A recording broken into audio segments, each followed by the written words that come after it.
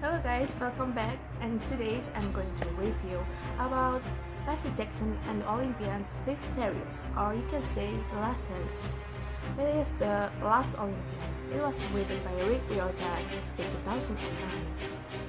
So this is the final battle of Percy with the Every Lord. You are curious about the story? Okay, let's go to the summary.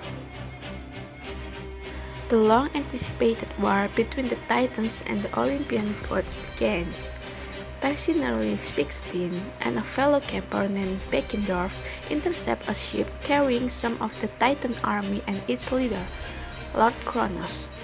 Kronos, bird's feather and nemesis of the gods, has inhabited the body of a half-blood dissenter named Luke.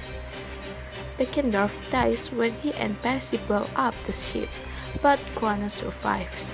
Percy escapes underwater to see his father, Poseidon, and his Cyclops brother, Tyson. He considers joining the battle. They are working to preserve the seas, but Poseidon urges him to return to Camp Half-Blood and help fight Kronos. At camp, Nico, son of Hades, tells Percy they need to understand their enemy before they can fight him. Nico takes Percy to Luke's childhood home, where they meet Luke's mother. She once had an ability rarely found in mortals, to see through the mist and view gods and monsters as they really are. When Luke was small, his mother tried to use her gift for good by becoming a physical host for the Oracle of Delphi's disembodied spirit. But Hades had placed a curse on the Oracle, which made this impossible and left Luke's mother insane. Luke's bitterness at his father, Hermes, for not saving him from a crazy mother drove Luke to side with Kronos.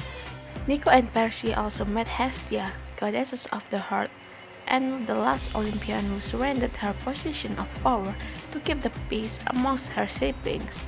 Her vision helped them discover that, like Luke, Percy must get his mother's blessing and then bathe in the river Styx so he can become invisible.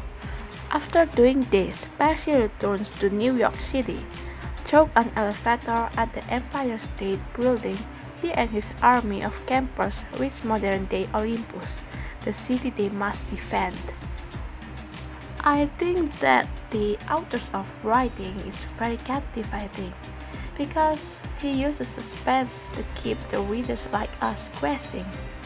He also writes in the first person, which helped me understand what happens to the main character easily.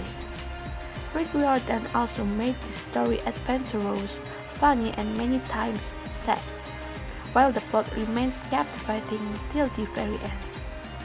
Even though there are several words that I'm not familiar with, so I need to get my dictionary ready whenever I'm reading this book. There is so much I can learn from this book.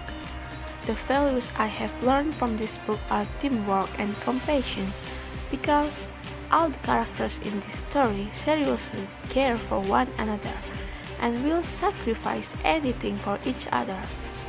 Whenever one is in need of help, the others will help him or her. One other thing I learned is that disabilities can actually represent great strengths, or you can say people who have disabilities have their own strengths. For example, Percy is a good boy, but not a great student. He is often unable to control his temper because he is challenged by his ADHD and dyslexic behavior. However, after Percy learns that all the demigods have the same disabilities he has, the ADHD actually means to serve them well in battle, as they have to think fast and be extremely mobile. In conclusion, this book is really good. I like it so much. Finally, Percy finished his last quest, but that doesn't mean his journey ends here. For overall rating, I will give it 9 out of 10.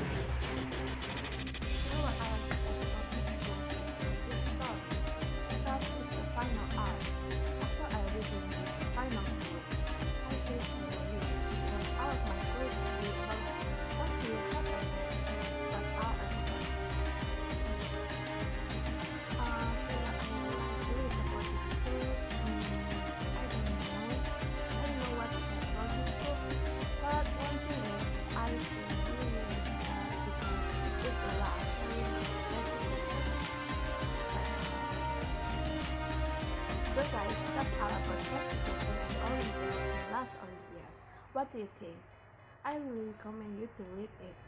So this is the end of my video. Thank you for watching.